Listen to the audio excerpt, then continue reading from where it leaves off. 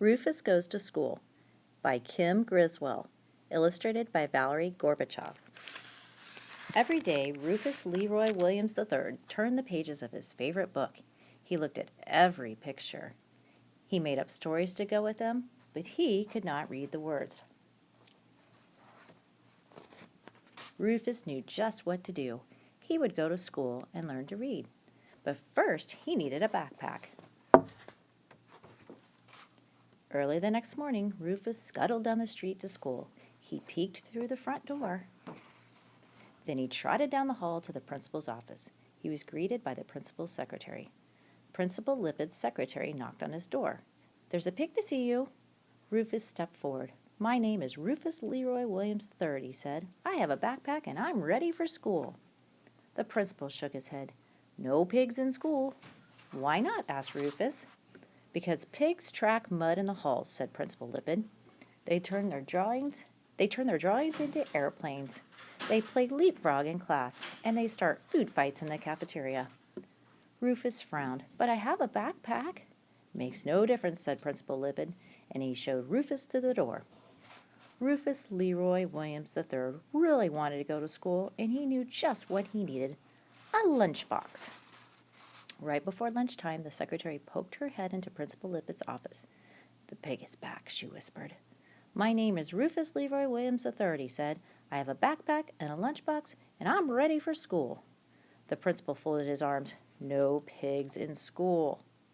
"Why not?" asked Rufus.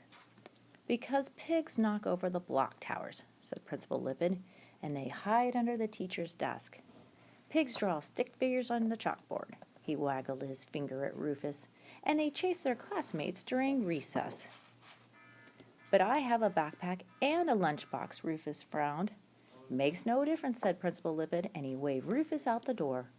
Rufus Leroy Williams III really wanted to go to school, and he knew just what he needed: a blanket. During nap time, the secretary opened Principal Lippitt's door. "Sir?" Rufus Leroy Williams III rushed past her. "I have a backpack and a lunchbox and a blanket. Now I'm really ready for school." The principal sighed. "I told you, no pigs." "Wait," said Rufus.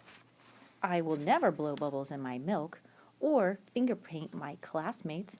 I will not stand on my head during nap time or leave nose prints on the windows, and I will come to school every day." "Sorry," the principal shook his head. "No pigs in school." "But I have a backpack and a lunchbox and a blanket," said Rufus. "Is that all?" asked the principal. Rufus frowned. What else could he need for school? "I have this." Rufus held up his favorite book. "And I want to learn to read it." "Ah," Principal Lippitt smiled. "That makes a difference." He escorted Rufus out of his office and down the hall. "This is Rufus Leroy Williams III," Principal Lippitt announced as they entered a classroom, "and he will be joining your class." "Hooray!" shouted the boys and girls. Rufus Leroy Williams III put away his backpack, his lunchbox, his blanket, and his favorite book. He was ready for school. Rufus loved learning the ABCs, especially the letter P. He loved learning the 1, 2, 3s. He loved lunchtime and nap time. But Rufus loved story time most of all, because it gave him room to dream. The end.